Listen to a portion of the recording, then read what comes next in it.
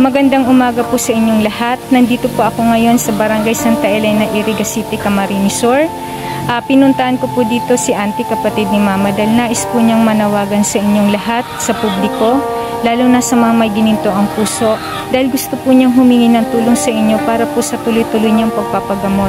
Kasi mula po na nagkaroon ng tubig sa kanyang baga, marami na po itong naging komplikasyon na siyang dahilan kung bakit patuloy na bumabagsak ang kanyang pangangatawan. Mayroon po siyang bukol sa lungs pagkatapos matanggal yung matubig, na mayroon na po siyang mga bukol sa kanyang dibdib, humihina na daw po ang kanyang pandinig, bagsak po ang kanyang katawan, nahihirapan po siyang kumain, nahihirapan po siyang huminga.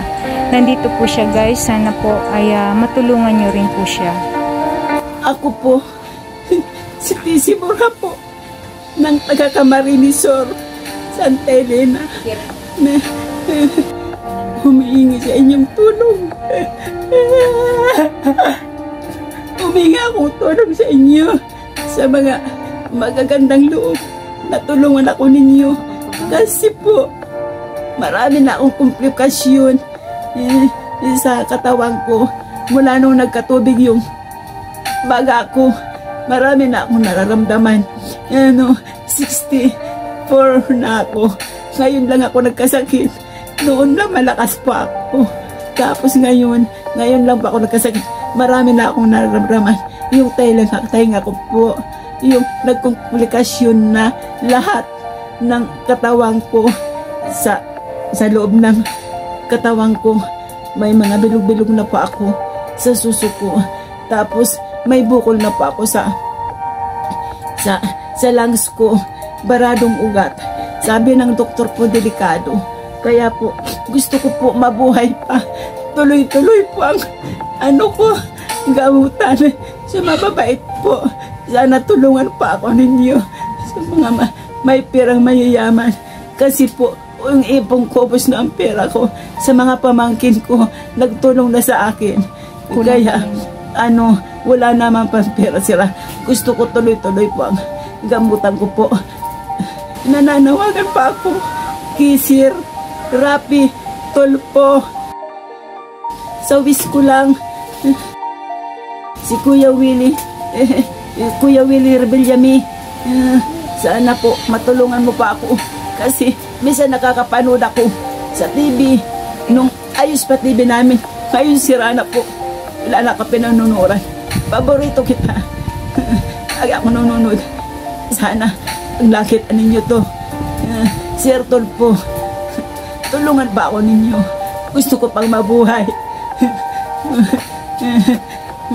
Si Ivana Alawi, ma'am, sana po matulungan po ako ninyo. Matinulong po sila sa mga mahirap. Sobrang hirap po namin. Sir, ma'am, tingnan mo ang bahay ko. Ang bahay ko, ma'am, tingnan mo. Diyos ko. Tingnan mo, kalagayan ko, ma'am. Kahit sana ako mahirap, pero wala akong sakit. Okay lang po.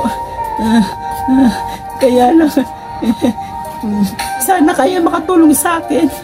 Ang dami kong sakit po. Gusto ko naman pong gumaling. Matulungan pa ako ninyo, mga sir, ma'am. Nagpapasalamat sa lahat ng mga tao na babait.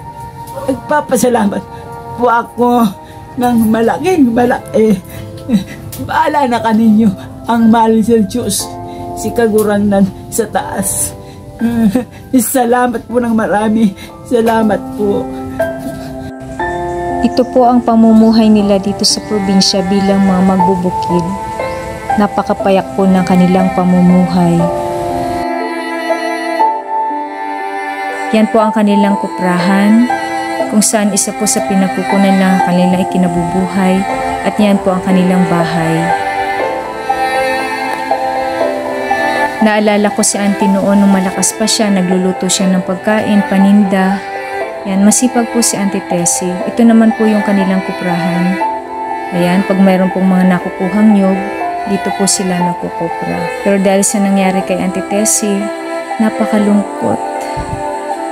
Wala nang halos nag-aasikaso sa kanilang bahay, hindi na sila makapag-alaga ng mga baboy dahil halos naubos na ang kanilang pera sa pagpapagamot ni Auntie. sa kanyang sakit na lalo lamang nagkaroon ng maraming komplikasyon.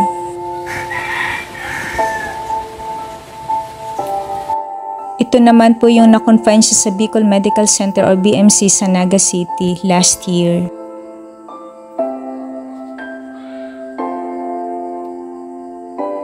At ito naman po yung tubig na nakuha sa kanyang baga.